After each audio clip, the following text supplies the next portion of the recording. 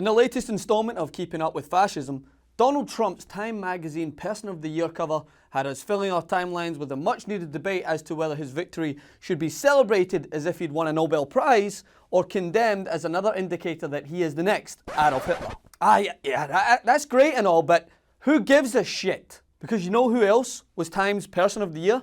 Me! Yes, in 2006, Time anointed its Person of the Year honour on individual content creators on the World Wide Web. It is not fucking news. So while the left and the right throw mud, there are people outside of the Trump Tower bubble in Yemen throwing bombs, US-made bombs may I add, while people are starving to death as a result of this. Yes, on the same day that Trump's monumental win was announced and his name and Time magazine shot up to the top of What's Trending's list at a pace Usain Bolt would be proud of, the BBC unveiled further horrific details about the famine caused by the ongoing war in Yemen. But there's only one consequence: death and the destruction of people's livelihood.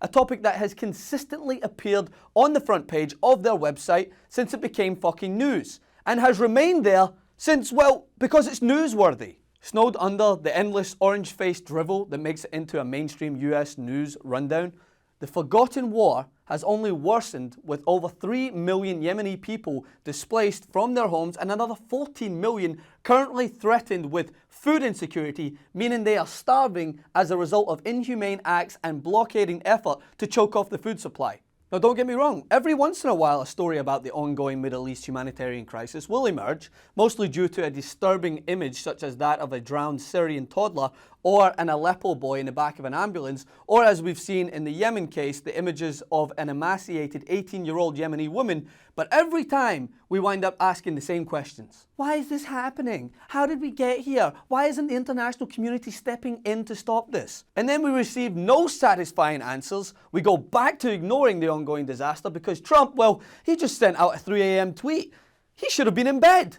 These conversations are deemed unworthy of substantial coverage because, lo and behold, they have nothing to do with Trump's rant on SNL or his spontaneous decision to boycott the New York Times, then take a meeting with them, then not, then arrange it again. Yeah, breaking fucking news. He flip-flops more than my Barnett in the rain. Who cares? This has been an ongoing disaster in the Middle East for 19 months, with warnings of a coming famine dating back to January, but yet Jake Tapper of CNN only broke the mainstream US media blackout in August. Did our freefall down this slippery slope into a Trump presidency not wake us up? Did we fail to realize that our infatuation with zooming in on every crevice of his tainted character did nothing but assist in his rise? Now, alright, his name gets the clicks, so if you must include his name for search traffic, then question him on his views over Yemen. Hold him accountable on issues that matter, not fucking Alec Baldwin. Remember, Trump has criticized America's Sunni ally Saudi Arabia as a costly dependent of the United States, the same Saudi Arabia that announced on Monday that it would not extend the 48-hour ceasefire in its attacks on Yemen. So ask him what he plans to do about that. You know what the reality is? The reality is that Yemen should make headlines in the United States, seeing that the United States is directly involved in helping the Saudi military locate targets in Yemen and blockade that country. The Obama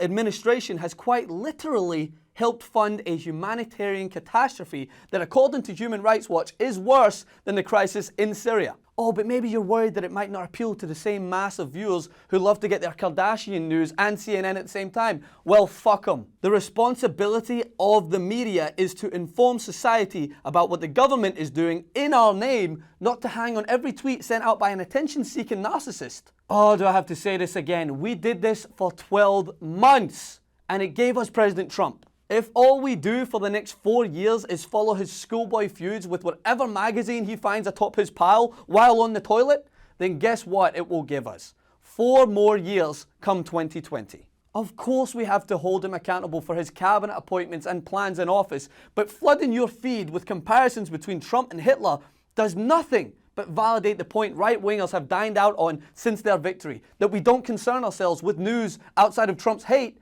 and our hatred of him. Right now, the American government, along with Saudi Arabia, is precipitating a humanitarian disaster in Yemen that is pushing millions to the brink of starvation.